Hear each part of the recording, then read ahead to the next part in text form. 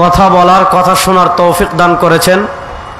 আমরা সবাই একবার আল্লাহ রাব্বুল ইজ্জত ওয়াল জালালের দরবারে কালেমাতুশ শুকর আদায় করছি, আলহামদুলিল্লাহ।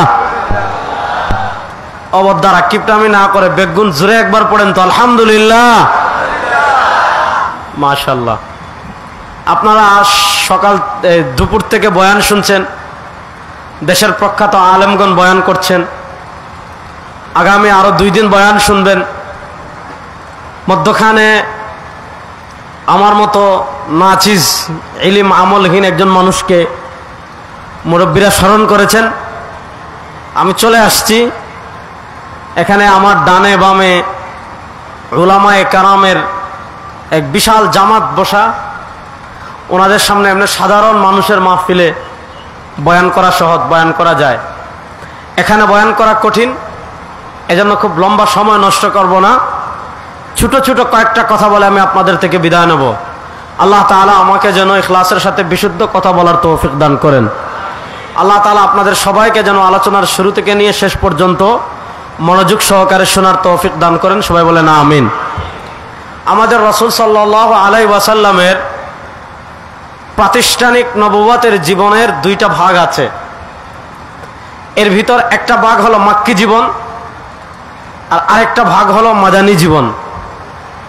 মাক্কি জীবনে রাসূলুল্লাহ সাল্লাল্লাহু আলাইহি ওয়াসাল্লাম মাজলুম ছিলেন। মাক্কি জীবনে সাহাবায়ে কেরাম রিদওয়ানুল্লাহি আলাইহিম আজমাইন মাজলুম ছিলেন। মাক্কি জীবনে ইসলাম দুর্বল ছিল। মাক্কি জীবনে ইসলাম পাওয়ারের জায়গায় ছিল না। যারা ইসলাম গ্রহণ করেছেন, যারা তাওহীদ এবং রিসালাতে বিশ্বাসী হয়েছেন, যারা লা ইলাহা ইল্লাল্লাহ মুহাম্মাদুর রাসূলুল্লাহ বিশ্বাসী হয়েছেন, তাদের উপর জুলুম নেমে এসেছে, তাদের উপর অত্যাচার নেমে এসেছে। রাসূলুল্লাহ সাল্লাল্লাহু আলাইহি ওয়াসাল্লাম এবং সাহাবায়ে কেরাম রিদওয়ানুল্লাহি আলাইহিম আজমাইন সব জুলুম সহ্য করেছেন, সব অত্যাচার সহ্য করেছেন।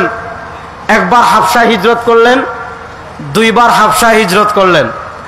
তারপর রাসূল সাল্লাল্লাহু আলাইহি ওয়াসাল্লামের চাচা আবু তালেব ইন্তেকাল করলেন।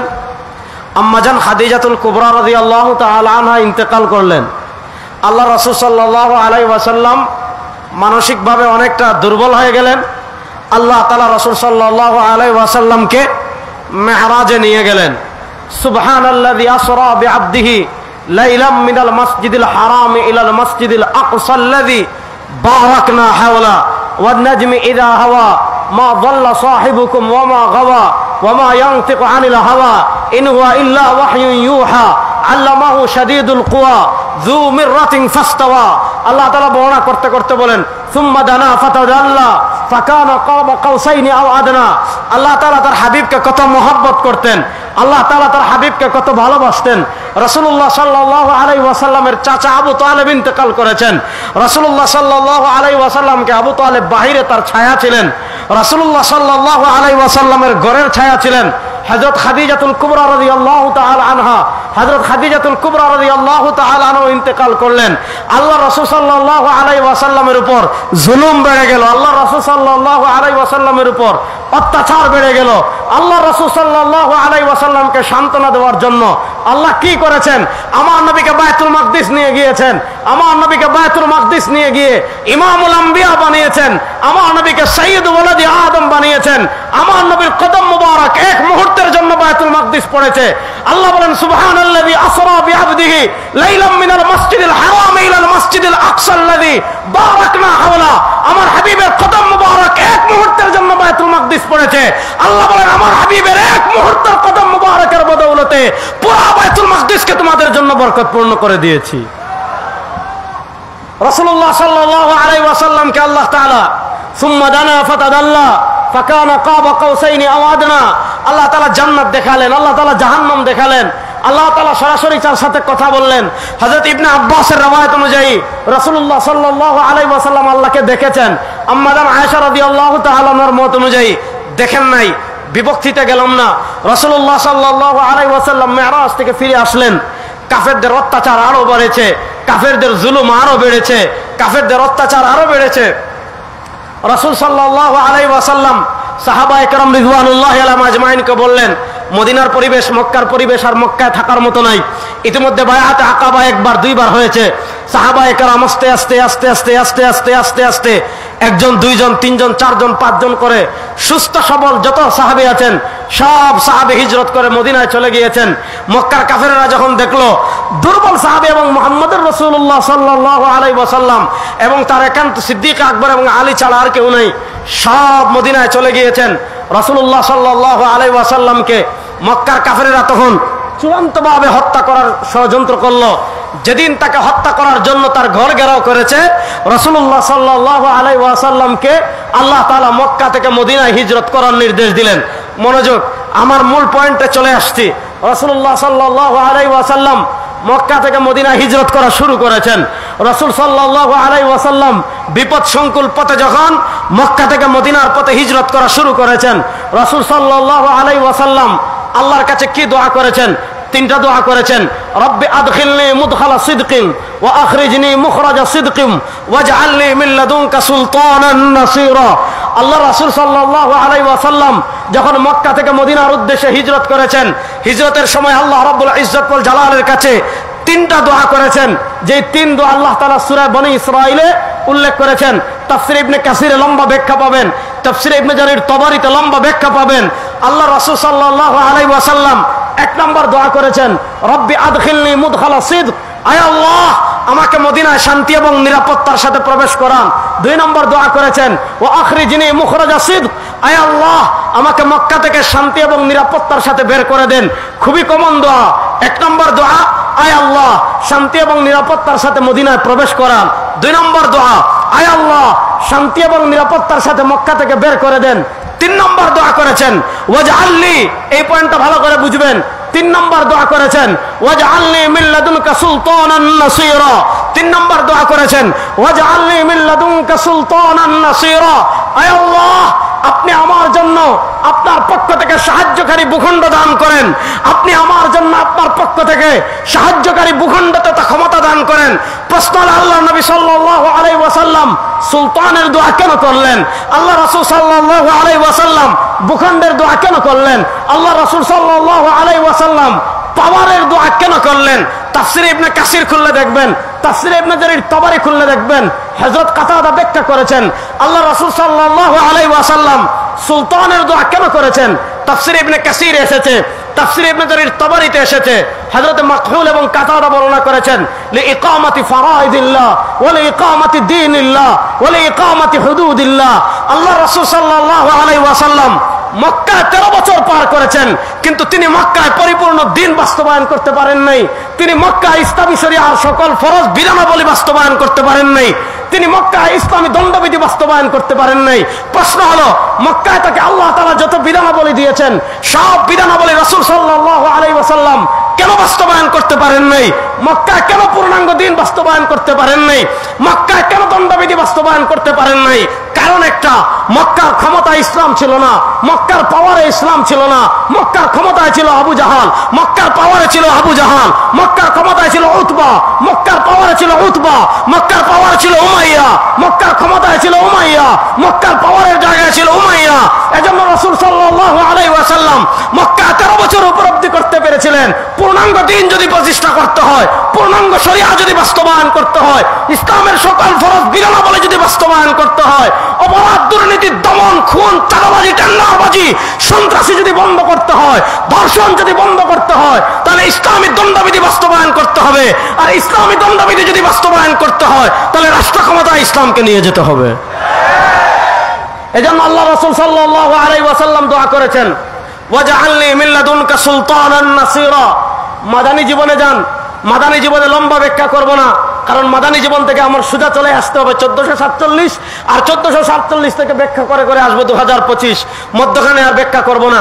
মাদানী জীবনে রাসূল সাল্লাল্লাহু আলাইহি ওয়াসাল্লাম বদর যুদ্ধ করলেন, উহুদ যুদ্ধ করলেন, খন্দক যুদ্ধ করলেন, বিভিন্ন গাজওয়ায় অংশগ্রহণ করলেন, বিভিন্ন সারিয়া পাঠালেন। আস্তে আস্তে আস্তে আস্তে মদিনার রাষ্ট্রে ইসলাম আসলো, মদিনার অর্থনীতিতে ইসলাম আসলো, মদিনার সমাজে ইসলাম আসলো, মদিনার সংবিধানে ইসলাম আসলো, মদিনার দণ্ডবিধিতে ইসলাম আসলো, মদিনার সমাজনীতিতে ইসলাম আসলো, মদিনার ক্ষমতায় ইসলাম আসলো, মদিনার আইনে ইসলাম আসলো।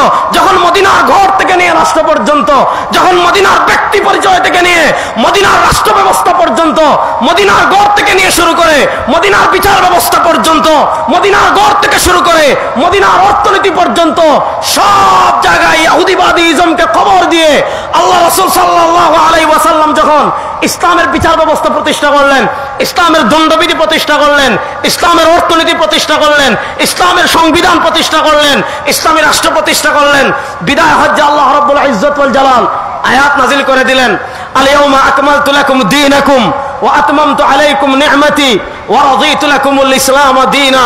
আল ইয়াউমা আকমালতু লাকুম দীনাকুম, দেখেন আজ দিন পরিপূর্ণ করে দিয়েছি। একটা জিনিস ভালো করে বুঝবেন, আল্লাহ তাআলা দিন পরিপূর্ণ করার ঘোষণা কখন দিয়েছেন আপনি ভালো করে দেখেন। বিদায় হজ্জে আল্লাহ তাআলা আল ইয়াউমা আকমালতু লাকুম দীনাকুম, দিন পরিপূর্ণ করার ঘোষণা দিয়েছেন কখন? যখন মদিনার রাষ্ট্রে ইসলাম ছিল, যখন মদিনার সংবিধানে ইসলাম ছিল, যখন মদিনার অর্থনীতিতে ইসলাম ছিল, যখন মদিনার বিচার ব্যবস্থায় ইসলাম ছিল। এই যে মদিনা রাষ্ট্রে ইসলাম প্রতিষ্ঠা হয়েছিল, তারপর 100 ভাগ খিলাফত ছিল, খেলাফতের রাশেদা, তারপর কোথাও 80 ভাগ ছিল, কোথাও 70 ভাগ ছিল, কোথাও 60 ভাগ ছিল, কোথাও 50 ভাগ ছিল, কিন্তু খিলাফত ছিল। আপনি 1924 সাল পর্যন্ত, হ্যাঁ পার্সেন্টেজ কোথাও কম ছিল, পার্সেন্টেজ কোথাও বেশি ছিল, কোথাও পূর্ণাঙ্গ খিলাফা হয়তো ছিল না, কিন্তু 70% হলেও, 80% হলেও, 60% হলেও, 50% হলেও ইসলাম। দেখেন মদিনা থেকে যে ইসলামের অগ্রযাত্রা শুরু হয়েছে, আপনি দেখবেন ইসলামের সাথে আপনি ক্ষমতায় ইসলামকে পাবেন, আপনি বিচার ব্যবস্থায় ইসলামকে পাবেন, আপনি সংবিধানে ইসলামকে পাবেন, আপনি অর্থনীতিতে ইসলামকে পাবেন, আপনি সব জায়গায় ইসলামকে পাবেন। এই যে মদিনা থেকে রাষ্ট্র এবং ইসলাম একসাথে পথ চলা শুরু হয়েছে, কোথাও পূর্ণাঙ্গ ইসলাম ছিল, কোথাও একটু কম ছিল, সেই আলাপ ভিন্ন, কিন্তু মদিনা থেকে যে ইসলাম এবং রাষ্ট্র একসাথে পথ চলা শুরু হয়েছিল 1947 সালে উসমানী খিলাফতের বিলুপ্তির আগ পর্যন্ত রাষ্ট্র এবং ইসলাম একসাথে এসেছে। কথা বুঝতে পারতেছেন? 1924 সালের উসমানী খিলাফা বিলুপ্ত পর্যন্ত রাষ্ট্র এবং ইসলাম একসাথে এসেছে। হ্যাঁ, উসমানী খিলাফা আরো আগে দুর্বল হয়ে পড়েছিল, পৃথিবীর বিভিন্ন জায়গায় উসমানী খিলাফতের পাওয়ার কমে গিয়েছিল, কিন্তু তুরস্ক কেন্দ্রিক হলেও নামে মাত্র মুসলমানদের খিলাফত ছিল, যেখানে দণ্ডবিধি হতো ইসলাম দ্বারা, যেখানে বিচার হতো ইসলাম দ্বারা, যেখানে অর্থনীতি হলো ইসলাম দ্বারা, যেখানে সংবিধান হতো ইসলাম দ্বারা, সবকিছুতে ইসলাম ছিল। 1924 সাল পরবর্তী উসমানী খিলাফতের পতন হলো পৃথিবীর বিভিন্ন জায়গায়। আপনি 1924 সালের পরবর্তী দেখবেন, 1924 সালে তুরস্কে ধর্ম নিরপেক্ষতা এলো, 1950 সালে জামাল আব্দুল নাসেরের মাধ্যমে মিশর এলো, 1924 সালে কামাল পাশার মাধ্যমে তুরস্কে এলো, 1957 সালে হাবিব বুরগাবির মাধ্যমে তিউনিসিয়া এলো, 1972 সালে আমাদের মুক্তিযুদ্ধের 1 বছরের পর 1972 সালে বাংলাদেশের সংবিধানের নামে ধর্ম নিরপেক্ষতা এলো। এজন্য তারা দেখবেন কোন কোন রাষ্ট্রে আরবি জাতীয়তাবাদ চাপিয়ে দিয়েছে। আমরা খেলাফত থেকে বঞ্চিত হলাম, আমাদের উপর কোথাও গণতন্ত্র চাপিয়ে দেওয়া হয়েছে, আমাদের উপর কোথাও সমাজতন্ত্র চাপিয়ে দেওয়া হয়েছে, আমাদের উপর কোথাও ধর্ম নিরপেক্ষতা চাপিয়ে দেওয়া হয়েছে, আমাদের উপর কোথাও জাতীয়তাবাদ চাপিয়ে দেওয়া হয়েছে।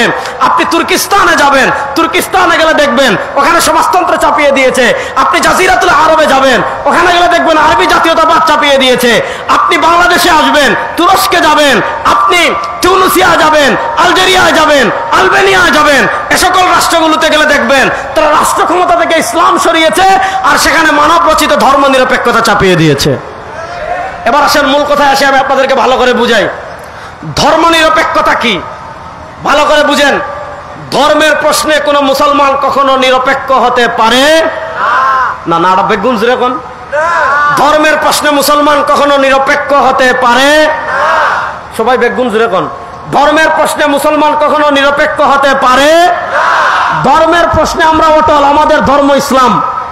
বলেন আমাদের ধর্ম, জোরে বলেন আমাদের ধর্ম, আমাদের জাতীয়তাবাদ আমরা মুসলিম।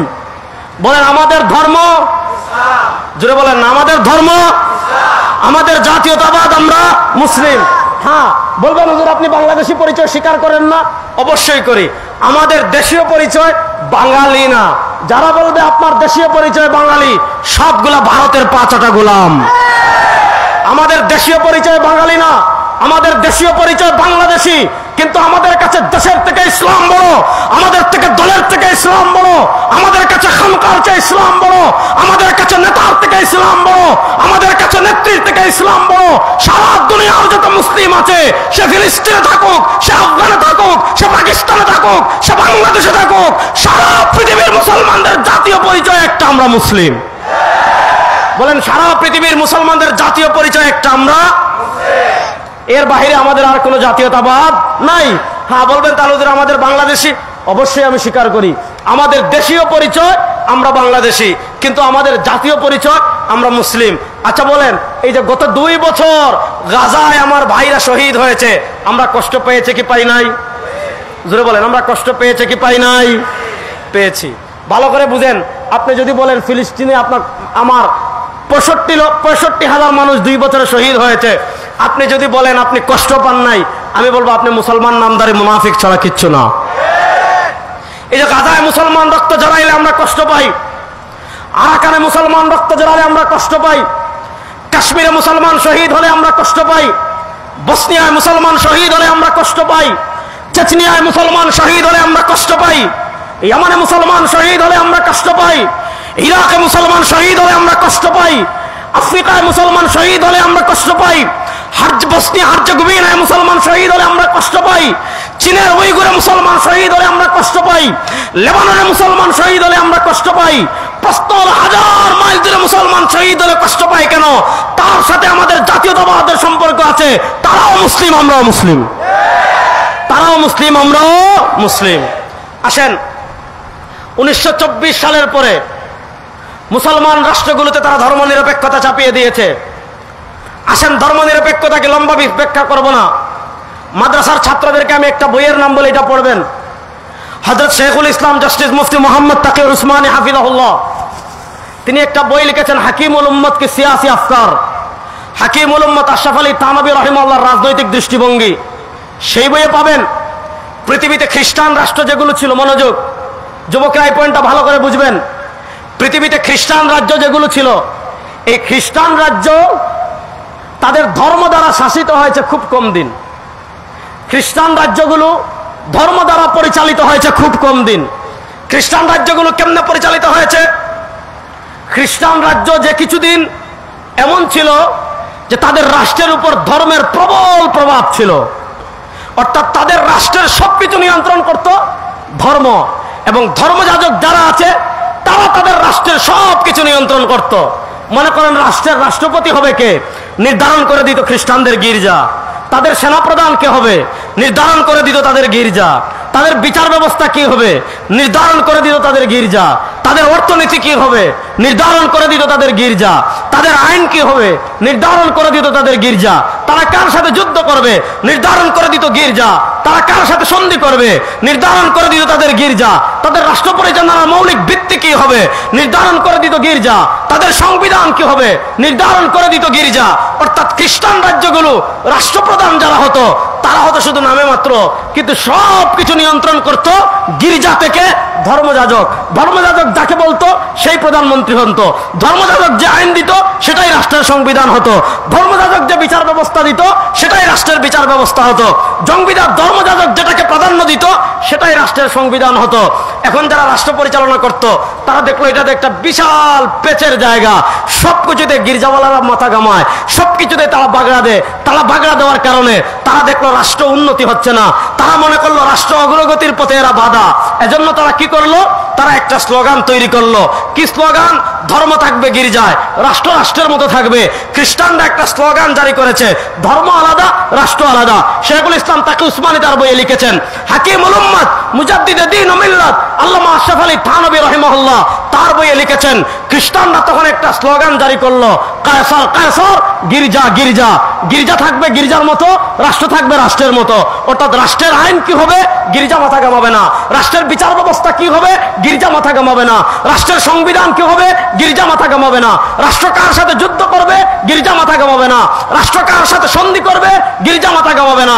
রাষ্ট্রের ক্ষমতায় কারা আসবে, গির্জা গির্জায় মাথা ঘামাবে না, রাষ্ট্রের প্রধানমন্ত্রী কে হবে গির্জায় মাথা ঘামাবে না। তারা একটা স্লোগান দাঁড় করালো, ধর্ম আলাদা রাষ্ট্র আলাদা। রাষ্ট্র থাকবে রাষ্ট্রের মতো। আপনি ধর্ম পালন করতে চাচ্ছেন গির্জায় যান, আপনার ফ্যামিলি নিয়ে ধর্ম পালন করতে চাচ্ছেন গির্জায় যান, আপনার ব্যক্তি নিয়ে ধর্ম পালন করতে চাচ্ছেন গির্জায় যান।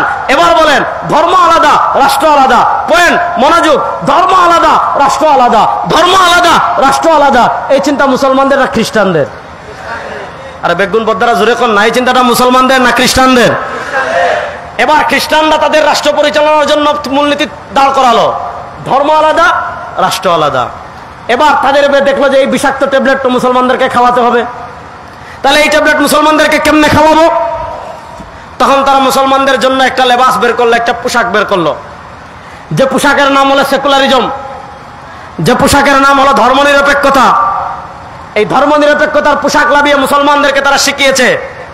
খ্রিস্টানরা বলতো ধর্ম থাকবে গির্জায়, গির্জার বাহিরে ধর্ম বের হবে না। যারা প্রথমত ধর্মনিরপেক্ষতা আবিষ্কার করেছিল, তারা ধর্মনিরপেক্ষতা যখন আবিষ্কার করে তখন ধর্মনিরপেক্ষতার স্লোগান দিয়েছিল, ধর্মনিরপেক্ষতা হলো জীবনের সব জায়গা থেকে ধর্মের ছায়া মুছে ফেলতে হবে। মানে কি? আপনার ব্যক্তি জীবনে ধর্ম থাকবে না, আপনার পারিবারিক জীবনে ধর্ম থাকবে না, আপনার সামাজিক জীবনে ধর্ম থাকবে না, আপনার রাজনৈতিক জীবনে ধর্ম থাকবে না, আপনার অর্থনৈতিক জীবনে ধর্ম থাকবে না, আপনার সংসদে ধর্ম থাকবে না, আপনার বিচার ব্যবস্থায় ধর্ম থাকবে না, আপনার অর্থনীতিতে ধর্ম থাকবে না, আপনার হাইকোর্টে ধর্ম থাকবে না, আপনার সুপ্রিম কোর্টে ধর্ম থাকবে না, আপনার সংবিধানে ধর্ম থাকবে না। তাহলে ধর্মনিরপেক্ষতার সাথে আমাদের সংঘাত কোথায়? ধর্মনিরপেক্ষতায় বলে জীবনের কোথাও ধর্মের ছায়া থাকবে না। আর ইসলাম ধর্মের ছায়া মুছে দেওয়ার জন্য আসে নাই, ইসলাম এসেছে ব্যক্তি জীবনে ইসলাম থাকবে, পারিবারিক জীবনে ইসলাম থাকবে, সামাজিক জীবনে ইসলাম থাকবে, রাজনীতিতে ইসলাম থাকবে, সংসদে ইসলাম থাকবে, কারো পাবে আইন থাকবে না। তো ধর্মনিরপেক্ষতা এসেছে সব জায়গা থেকে ধর্মের ছায়া মুছে দিতে, আর ইসলাম এসেছে সব জায়গা থেকে মুছে যাওয়ার জন্য না বিজয়ী হওয়ার জন্য? জোরে বলেন না, ইসলাম কি মুছে যাওয়ার জন্য এসেছে না বিজয়ী হওয়ার জন্য এসেছে? আপনি 1400 বছরের ইতিহাস দেখেন, 1400 বছরের ইতিহাস দেখলে দেখবেন ইসলাম মক্কায় কাফেরদের মোকাবেলা করেছে, কাফেরদের সম্মুখীন হয়েছে। মক্কার ক্ষমতায় ছিল আবু জাহেল, ইসলামকে পরাজিত করতে পারে না, ইসলাম বিজয়ী হয়েছে। মদিনার ইহুদিরা ইসলামকে পরাজিত করতে পারে নাই, বিজয়ী হয়েছে। বাইজেন্টাইন পরাজিত করতে পারে নাই, বিজয়ী হয়েছে। রোমানরা পরাজিত করতে পারে নাই, বিজয়ী হয়েছে। কায়সাররা পরাজিত করতে পারে নাই, বিজয়ী হয়েছে। কিসরা পরাজিত করতে পারে নাই, বিজয়ী হয়েছে। তাতাররা পরাজিত করতে পারে নাই, বিজয়ী হয়েছে। রব্বে কাবার কসম করে বলি, আমেরিকাও পারবে না, ভারতও পারবে না, চীন পারবে না, ইসরায়েল পারবে না, ইসলাম বিজয় হবেই হবে।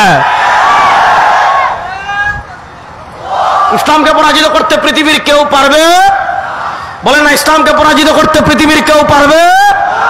এখন তারা দেখলো কি করেন, এটা বললে তো মুসলমান খাবে না, যে জীবনের সব জায়গা থেকে ধর্মের ছায়া মুছে দিতে হবে। কারণ আমাদের দেশে যারা হাজার খুন করে তারাও দেখবেন আমাদেরকে এসে তাহাজ্জুদের গল্প শোনাতো, যে আমি প্রতিদিন 80 রাকাত তাহাজ্জুদ পড়ি, বলতো কি বলতো না? আমাদের দেশে যারা সাইকো ছিল, নিজের সামান্য ক্ষমতার জন্য হাজার হাজার মানুষকে পাখির মতো গুলি করে হত্যা করেছে, তারাও আমাদেরকে গল্প শোনাতো যে আমি প্রতিদিন ফজরের নামাজ পড়ে প্রতিদিন ঘুম থেকে উঠে যায় নামাজ খুঁজি আর কোরআন শরীফ পড়ি। আমাদের দেশে সকল গল্প আপনারা শুনেন নাই? শুনেছেন। অনেক দালাল হুজুর ছিল, তাদের থেকে এগুলা বেশি বলতো, ছিল কি ছিল না? ছিল। তো তখন তারা দেখলো যদি এটা মুসলমানদেরকে বলি যে ধর্মনিরপেক্ষতা মানে জীবনের সব জায়গা থেকে ধর্মের ছায়া মুছে দিতে হবে, তাহলে তো এগুলা মুসলমান খাবে না। তাহলে কি করো, এটাকে আরেকটু সফট করো। তাহলে কি করো, ধর্মনিরপেক্ষতাকে আরেকটু সহজ করো। কেমনে সহজ করবা? এই যে খ্রিস্টানদের পথ আমাদের উপর চাপিয়ে দিয়েছে। কেমনে? গত 100 বছরে তারা মুসলমানদেরকে শিখিয়েছে, গত 150 বছরে বুদ্ধিবৃত্তিক ভাবে মুসলমানদের উপর রাজনৈতিক আধিপত্য বিস্তার করে পৃথিবীর যত মুসলমান আছে, বিশেষ করে পৃথিবী নিয়ে তো এখন আলাপ দিচ্ছি না, আমার বাংলাদেশ নিয়ে আমি আলাপ দিচ্ছি। আমি স্পষ্ট করে আপনাদেরকে প্রথম একটা কথা বলি, আমি গত বছর চট্টগ্রাম পলোগ্রাউন্ড মাঠে 1 কোটি টাকার চ্যালেঞ্জ দিয়েছিলাম। আমাদের বাংলাদেশের মুক্তিযুদ্ধের চেতনা কখনো ধর্মনিরপেক্ষতা ছিল না।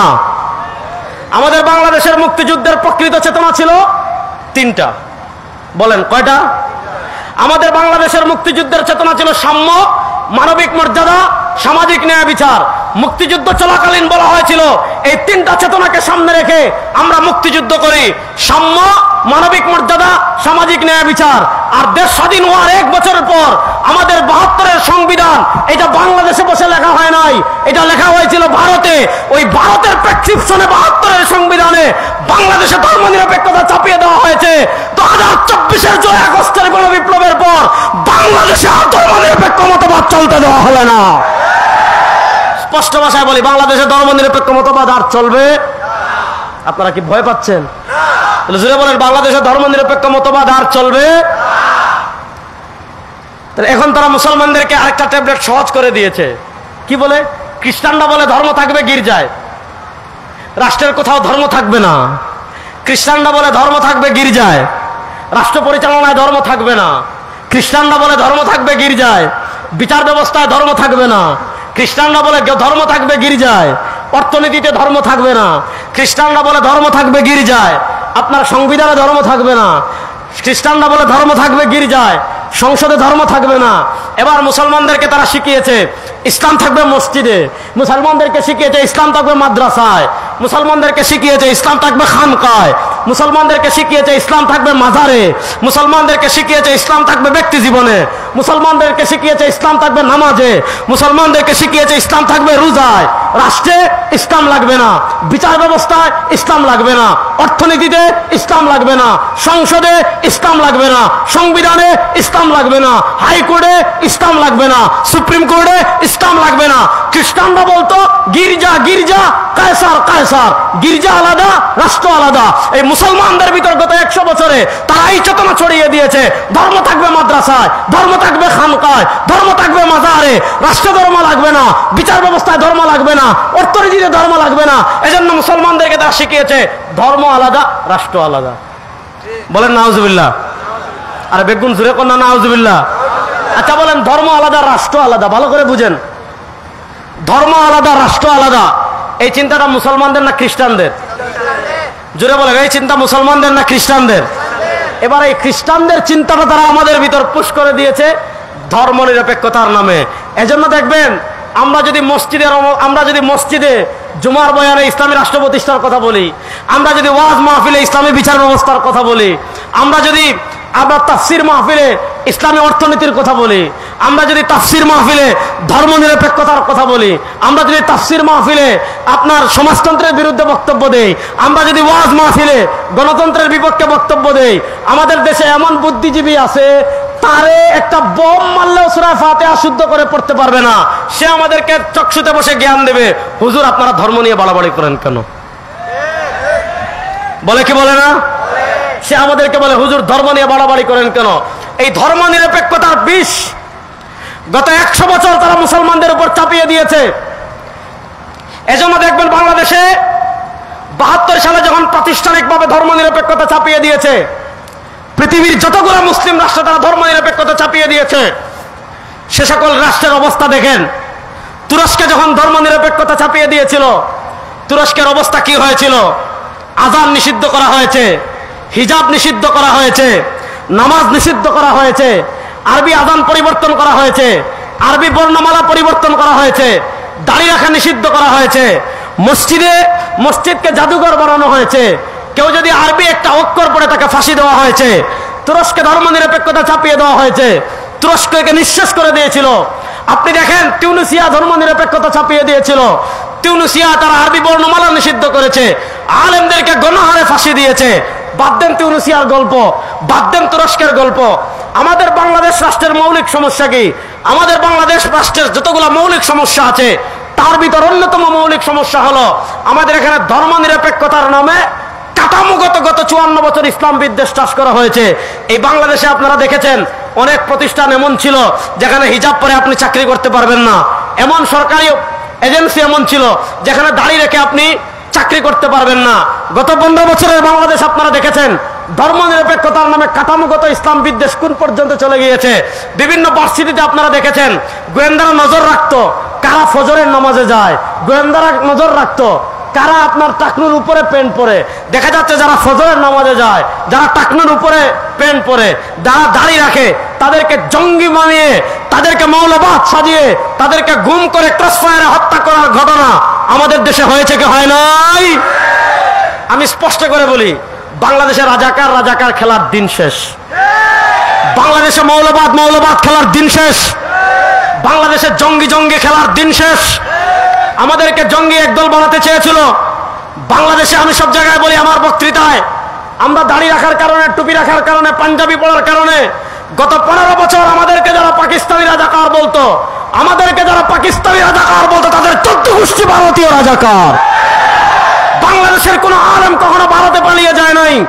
বাংলাদেশের কোন আলেম কখনো পাকিস্তানে পালিয়ে যায় নাই। আমরা দেখেছি যারা আমাদেরকে পাকিস্তানি রাজাকার বলতো, আমাদের 14 পুরুষ বাংলাদেশে ঘুমিয়ে আছেন। আল্লামা আহমদ শফি বাংলাদেশে ঘুমিয়ে আছেন। আল্লামা জুনায়েদ বাবুনগরী বাংলাদেশে ঘুমিয়ে আছেন। আল্লামা আজিজুল হক বাংলাদেশে ঘুমিয়ে আছেন। সৈয়দ ফজলুল করিম বাংলাদেশে ঘুমিয়ে আছেন। তারা কেউ পাকিস্তান পালিয়ে যায় নয়, কিন্তু ভারতের দালালরা ভারতে পালিয়ে গিয়েছে। ভারতের রাজাকাররা ভারতে পালিয়ে গিয়েছে। সুতরাং এই রাজাকার রাজাকার খেলা বাংলাদেশে আর চলবে না। মৌলবাদ মৌলবাদ খেলে আপনি বাংলাদেশ থেকে আলেমদেরকে মাইনাস করতে চাইবেন। একদল আলেমদেরকে মাইনাস করে ভারতে পালিয়ে গিয়েছে। বাংলাদেশ থেকে যারা ইসলামকে মাইনাস করতে চাইবেন, আলেমদেরকে মাইনাস করতে চাইবেন, ইসলামী রাজনীতিকে মাইনাস করতে চাইবেন, কোথায় পালাবেন? এখন থেকে প্রস্তুতি নেন। স্পষ্ট ভাষায় বলি, কোথায় পালাবেন? এখন থেকে প্রস্তুতি নেন। এই মুসলমানদের ভিতরে আপনি দেখেন বাংলাদেশের 54 বছর ধর্মনিরপেক্ষতার নামে এখানে কাঠামোগত ইসলাম বিদ্বেষ চাষ করা হয়েছে। বাংলাদেশে এমন বহু ঘটনা ঘটেছে, বিভিন্ন ভার্সিটিতে কোনো মেয়ে হিজাব পরিধান করে গিয়েছে। হিজাব পরিধান করার কারণে তাকে কি করা হয়েছে? তাকে হেনস্থা করা হয়েছে। বাংলাদেশে ভার্সিটিতে এমন হয়েছে, আমাদের আসিফ মাহতাব উৎস স্যার, তিনি ট্রান্সজেন্ডারের বিরুদ্ধে কি করেছেন? ট্রান্সজেন্ডারের বিরুদ্ধে বক্তৃতা দেওয়ার কারণে তাকে ব্র্যাক বিশ্ববিদ্যালয় থেকে বহিষ্কার করা হয়েছিল। এই কাঠামোগত ইসলাম বিদ্বেষ কেন বাংলাদেশে সম্ভব হয়েছে? এই কাঠামোগত ইসলাম বিদ্বেষ এজন্য বাংলাদেশে সম্ভব হয়েছে কারণ 54 বছর বাংলাদেশে তারা ধর্মনিরপেক্ষতা চাপিয়ে দিয়েছিল। এবার আসেন, এই ধর্মনিরপেক্ষতা দিয়ে তারা বুঝিয়েছে ধর্ম আলাদা, রাষ্ট্র আলাদা। এবার আমি আপনাদেরকে একটা ফতোয়া শোনাই। মাদ্রাসার ছাত্ররা আমাদের বায়তুল মুকাররমের খতিব মাওলানা আব্দুল মালিক সাহেবকে চিনেন তো? একটু জুড়ে বলেন, চিনেন কি চিনেন না? তার উস্তাদ হলেন শেখ আব্দুল ফাত্তাহ আবু গুদ্দা রাহিমাহুল্লাহ, যিনি 1417 হিজরিতে ইন্তেকাল করেছেন। শেখ আব্দুল ফাত্তাহ আবু গুদ্দা রাহিমাহুল্লাহ আমার দাদা উস্তাদ। শেখ আব্দুল ফাত্তাহ আবু গুদ্দা রাহিমাহুল্লাহর উস্তাদ হলেন আল্লামা জাহিদ কাউসারী রহমতুল্লাহ আলাইহি। তিনি 1371 হিজরিতে ইন্তেকাল করেছেন। আল্লামা জাহিদ কাউসারী রাহিমাহুল্লাহ আমাদের আকীদার পক্ষে এক জীবন্ত মুজাহিদ ছিলেন। আমাদের ফিকহে হানাফির পক্ষে একজন জীবন্ত মুজাহিদ, একজন বড় মুজাহিদ ছিলেন, যারা ফিকহে হানাফির উপর, আমাদের আকীদার উপর, আমাদের ইমামে আযম আবু হানিফা রাহিমাহুল্লাহর উপর বিভিন্ন আপত্তি করেছে। বিভিন্নভাবে ইমামে আযম আবু হানিফা রাহিমাহুল্লাহ ফিকহে হানাফিকে এবং আমাদের আকীদার মৌলিক যে যারা আহলুস সুন্নাহ ওয়াল জামাতের আকীদার যে যারা আশআরী এবং মাতুরিদি আকীদাকে যারা বিতর্কিত করতে চেয়েছে, তাদেরকে কলমের মাধ্যমে যিনি জবাব দিয়েছেন, তিনি আমাদের দাদা উস্তাদের উস্তাদ আল্লামা জাহিদ কাউসারী রহমতুল্লাহ আলাইহি। 1371 হিজরিতে তিনি ইন্তেকাল করেছেন। তার অনেকগুলো ছোট ছোট মাকালা আছে। ওই মাকালাগুলো মাকালাতুল কাউসারী নামে ছেপেছে। ওই মাকালাতুল কাউসারী আপনি হাটহাজারীর যে কোনো লাইব্রেরিতে খোঁজ করলে এটা পাবেন। অনেকগুলো চমৎকার চমৎকার ইলমি মাকালা এখানে সন্নিবেশিত হয়েছে। এগুলা ছাত্ররা পড়বেন। মাকালাতুল কাউসারী পড়বেন, মাকালাতুল কাশ্মীরি পড়বেন, এরপরে আপনি মাজমুআতুর রাসাইলুল কাশ্মীরি পড়বেন, মাজমুআতুর রাসাইল ইবনে আবিদিন পড়বেন, তারপর মুফতি শফি রাহিমাহুল্লাহর যে মাজমুআ জাওয়াহিরুল ফিকহ পড়বেন। এগুলো হলো ইলমের খাজানা। তো আল্লামা জাহিদ কাউসারী রহমতুল্লাহ আলাইহি তার মাকালাতুল কাউসারীর মধ্যে একটা মাকালা লিখেছেন, যে মাকালার নাম হলো হুকম মুহাওয়ালাতি ফসলিদ দ্বীন আনিদ দাওলা। কোন মুসলমান যদি খ্রিস্টানদের মতো মনে করে ধর্ম আলাদা রাষ্ট্র আলাদা, হুকম মুহাওয়ালাতি ফসলিদ দ্বীন আনিদ দাওলা, কোন মুসলমান যদি ধর্ম এবং রাষ্ট্রকে আলাদা মনে করে, অর্থাৎ কেউ যদি মনে করে রাষ্ট্র পরিচালনায় ধর্ম লাগবে না, কেউ যদি মনে করে বিচার ব্যবস্থায় ধর্ম লাগবে না, কেউ যদি মনে করে অর্থনীতিতে ধর্ম লাগবে না, কেউ যদি মনে করে সংবিধানে ধর্ম লাগবে না, একটা হইল আমাদের দেশের সংবিধানে ইসলাম নাই, আমাদের দেশের বিচার ব্যবস্থায় ইসলাম নাই, আমাদের দেশের অর্থনীতিতে ইসলাম নাই, আমাদের দেশের রাষ্ট্র পরিচালনায় ইসলাম নাই। আমাদের দেশের রাষ্ট্র পরিচালনা হয় আব্রাহাম লিঙ্কনের থিম দিয়ে, আমাদের দেশের অর্থনীতি পরিচালিত হয় পুঁজিবাদ দিয়ে, আমাদের দেশের বিচার ব্যবস্থা পরিচালিত হয় ব্রিটিশের আইন দিয়ে, আমাদের বিচার ব্যবস্থায় ব্রিটিশ, আমাদের রাষ্ট্র পরিচালনায় আপনার আব্রাহাম লিঙ্কন, আমাদের অর্থনীতিতে পুঁজিবাদ। আর গত 15 বছর আমাদের সংবিধানে ছিল গণতন্ত্র, সমাজতন্ত্র, জাতীয়তাবাদ আর ধর্মনিরপেক্ষতাবাদ। অন্তর্বর্তীকালীন সেটা বাদ দিয়েছে, বাদ দিয়ে সাম্য মানবিক মর্যাদা, সামাজিক ন্যায় বিচার আবার এনেছে। সেই আলোচনায় আমি যাচ্ছি না।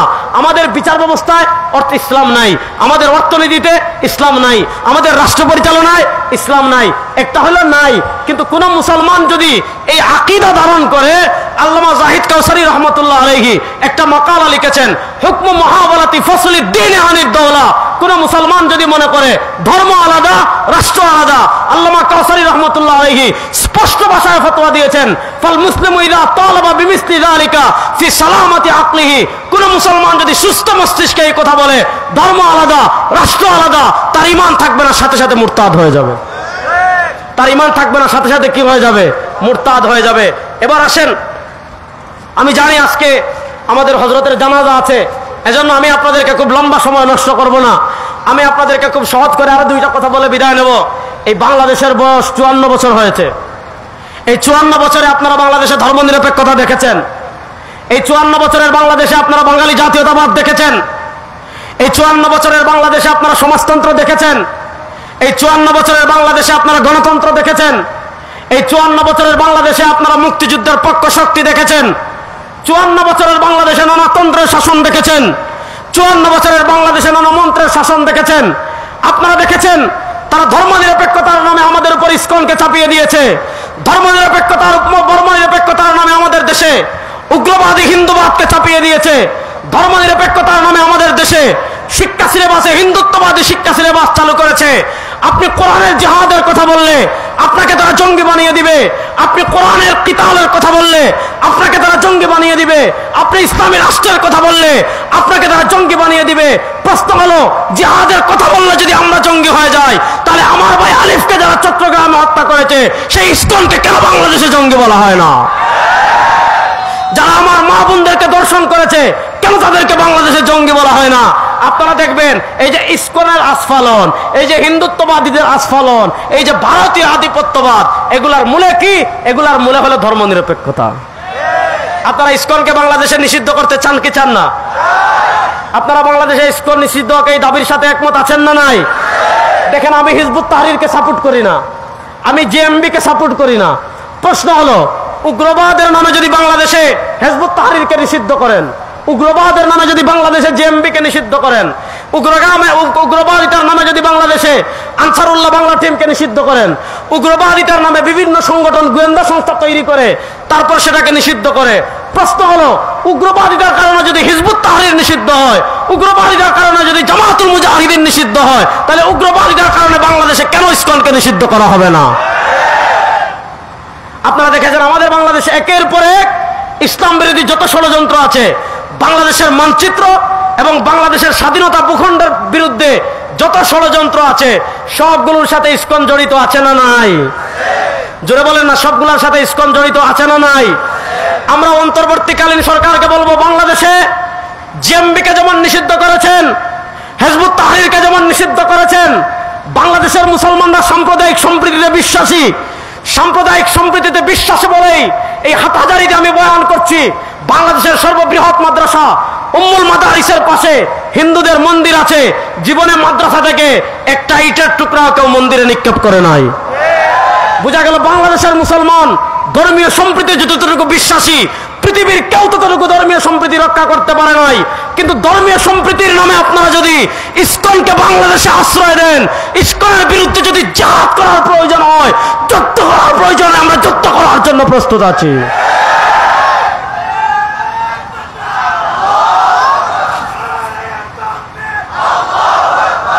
সময় কম, ভালো করে বুঝবেন। এই 54 বছর বাংলাদেশে এইভাবে ধর্মনিরপেক্ষতার নামে আমাদের উপর কখনো ইসকন চাপিয়ে দিয়েছে, আমাদের শিক্ষা সিলেবাসে কখনো হিন্দুত্ববাদ চাপিয়ে দিয়েছে, আমাদের উপর এনজিওর নামে কখনো ট্রান্সজেন্ডারবাদ চাপিয়ে দিয়েছে, কখনো পশ্চিমাদের এজেন্ডা বাস্তবায়ন করার চেষ্টা করেছে। এই সব কিছুর সমাধান কি? আমি ওই দিন আমার বক্তৃতায় বলেছি, আর কত আন্দোলন করব?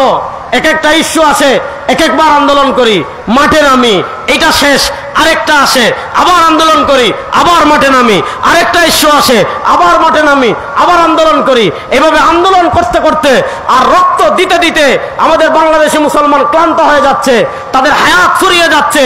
সব সমস্যার সমাধান একটা, এবার আর কোন তন্ত্রমন্ত্রকে বাংলাদেশের রাষ্ট্র ক্ষমতায় নেব না, এবার আল্লাহ কোরআনকে বাংলাদেশের রাষ্ট্র ক্ষমতায় নেওয়ার জন্য প্রস্তুত আছেন না?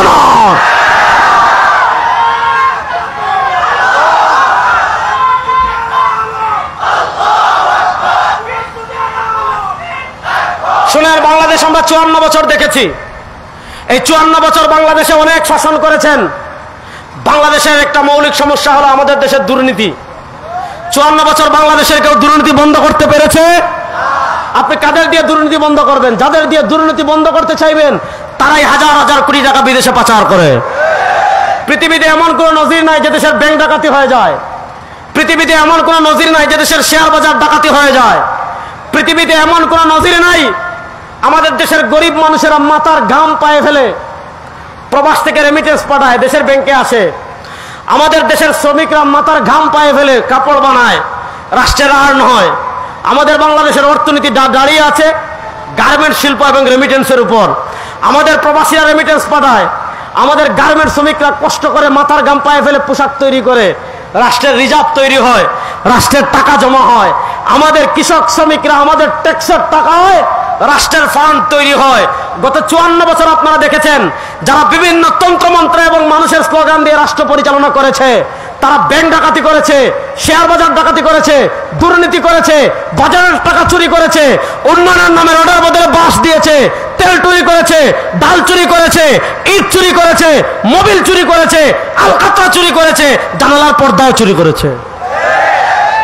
আপনারা দেখেছেন বাংলাদেশ আগে দুর্নীতিতে চ্যাম্পিয়ন হয়েছে। আমাদের দেশে যারাই রাষ্ট্র পরিচালনা করেছে মানুষের মৌলিক অধিকার দুর্নীতি বন্ধ করতে পারে নাই। বাংলাদেশ গত 54 বছর পরিচালিত হয়েছে ব্রিটিশের আইনে। এই ব্রিটিশের আইনে খুন বন্ধ করতে পারে নাই। অনেক শাসকের পরিবর্তন দেখেছি, অনেক নেতার পরিবর্তন দেখেছি, অনেক দলের পরিবর্তন দেখেছি, বাংলাদেশে কেউ খুন বন্ধ করতে পারে নাই। যারাই ক্ষমতায় এসেছে সেটা ভোটের মাধ্যমে আসুক অথবা ক্যান্টনমেন্ট থেকে আসুক, যারাই ক্ষমতায় এসেছে আমরা গাছটা লাশ দেখেছি, আমরা নদীতে লাশ দেখেছি, আমরা সাগরে লাশ দেখেছি, আমরা পাহাড়ে লাশ দেখেছি, আমরা মার্কেটে লাশ দেখেছি, আমরা সুপার মলে লাশ দেখেছি, আমরা নদীতে লাশ দেখেছি, আমরা পুকুরে লাশ দেখেছি। লাশ দেখতে দেখতে বাংলাদেশের মানুষ ক্লান্ত হয়ে গিয়েছে। ধর্ষণ দেখতে দেখতে বাংলাদেশের মানুষ ক্লান্ত হয়ে গিয়েছে। দুর্নীতি দেখতে দেখতে বাংলাদেশের মানুষ ক্লান্ত হয়ে গিয়েছে। এই 54 বছর গণতন্ত্র বাংলাদেশে ফেল, এই 54 বছর বাঙালি জাতীয়তাবাদ বাংলাদেশে ফেল, এই 54 বছরে সমাজতন্ত্র বাংলাদেশে ফেল, এই 54 বছরে ব্রিটিশের আইন বাংলাদেশে ফেল। 54 বছরে পারেন নাই, 54,000 বছরেও পারবেন না। বাংলাদেশে খুন বন্ধ হোক আপনারা চান কি চান না? জোরে বলেন, বাংলাদেশে খুন বন্ধ হোক আপনারা চান কি চান না? কারা কারা চান দেখে একটু হাত তুলেন তো। বাংলাদেশে ধর্ষণ বন্ধ হোক আমরা চাই কি চাই না? বাংলাদেশের দুর্নীতি বন্ধ হোক আপনারা চান কি চান না? বাংলাদেশের চাঁদাবাজি বন্ধ হোক আপনারা চান কি চান না? বাংলাদেশে আমার বোনের ইজ্জতের হেফাজত থাকুক আপনারা চান কি চান না? রব্বে কাবার কসম করে বলে 54 বছরের মানুষের আইন দিয়ে দুর্নীতি বন্ধ করতে পারেন নাই, খুন বন্ধ করতে পারেন নাই, গুম বন্ধ করতে পারেন নাই, ধর্ষণ বন্ধ করতে পারেন নাই। মাত্র 3 মাসের জন্য আল্লাহর কোরআনকে রাষ্ট্র ক্ষমতায় নিয়ে আসেন, সব বন্ধ হয়ে যাবে। মাত্র 3 মাসের জন্য ব্রিটিশের আইন বাদ দিয়ে আল্লাহর কোরআনের আইনে বিচার করেন, সব বন্ধ হয়ে যাবে। এজন্য 54 বছরের পর বাংলাদেশে একটা বিপ্লব হয়েছে। 2024-এর জুলাই আগস্টের গণবিপ্লবের মাধ্যমে বিপ্লব অর্ধেক হয়েছে। 2024-এর জুলাই আগস্টের গণবিপ্লবের মাধ্যমে বিপ্লব অর্ধেক হয়েছে। আমরা ভারতের আধিপত্যবাদকে পরাজিত করেছি, আমরা বাংলাদেশে ধর্মনিরপেক্ষতাবাদকে পরাজিত করেছি, আমরা বাংলাদেশে মানুষের তন্ত্রকে পরাজিত করেছি। কিন্তু 2024-এর জুলাই আগস্টের গণবিপ্লবের পরও 1500 থেকে 2000 মানুষ জীবন দান করেছে। এই 1500 থেকে 2000 মানুষের জীবনের বিনিময়ে আমরা ভারতের আধিপত্যবাদকে পরাজিত করেছি। বাংলাদেশ রাষ্ট্রের মৌলিক কোনো সংস্কার হয় নাই। এখনো রাস্তায় মানুষের লাশ পড়ে থাকতে দেখি, এখনো দুর্নীতি দেখি, এখনো ধর্ষণ দেখি, এখন গরিব মানুষের কান্না দেখি, এখনো মামলাবাজি দেখি, এখনো দখলবাজি দেখি। এটার কারণ কি? এটার কারণ শাসকের না, এটার কারণ হলো আইনের। যে আইন ব্রিটিশ বানিয়েছে, যে আইন আমেরিকা বানিয়েছে, যে আইন মানুষ বানিয়েছে, ওই আইন দিয়ে কখনো দুর্নীতি বন্ধ করা সম্ভব না। ওই আইন দিয়ে কখনো খুন বন্ধ করা সম্ভব না। ওই আইন দিয়ে কখনো মানুষের মৌলিক অধিকার প্রতিষ্ঠা করা সম্ভব না। সাতার মাতার ব্রিটিশের আইন 54 বছর দেখেছেন। সাতার মাতার গণতন্ত্র 54 বছর দেখেছেন। সাতার মাতার মুক্তিযুদ্ধের চেতনার কথা 54 বছর শুনেছেন। এই মুক্তিযুদ্ধের চেতনার কথা বলে রাষ্ট্র দুর্নীতির অতন্দ্র প্রহরী হয়ে তারা রাষ্ট্রকে চুষে খেয়েছে। এবার আপনারা প্রস্তুতি নেন, আর কোন তন্ত্রমন্ত্র বাংলাদেশে দেখতে চাই না। বাংলাদেশে আরেকটা বিপ্লব হবে, সেই বিপ্লব হবে ইসলামের বিপ্লব। বাংলাদেশে আরেকটা বিপ্লব হবে, সেই বিপ্লব হবে কোরআনের বিপ্লব ইনশাআল্লাহ। এই বাংলাদেশের রাষ্ট্র ক্ষমতায় আল্লাহর কোরআনকে বিজয় করার জন্য আপনারা প্রস্তুত আছেন না? ইনশাআল্লাহ বলেন। আমি ভাই অনেক জায়গায় দুষ্টামি করে বলি, হিসাব খুব সহজ। জানেন, গত 100 বছর আমরা মাইর খাইছি।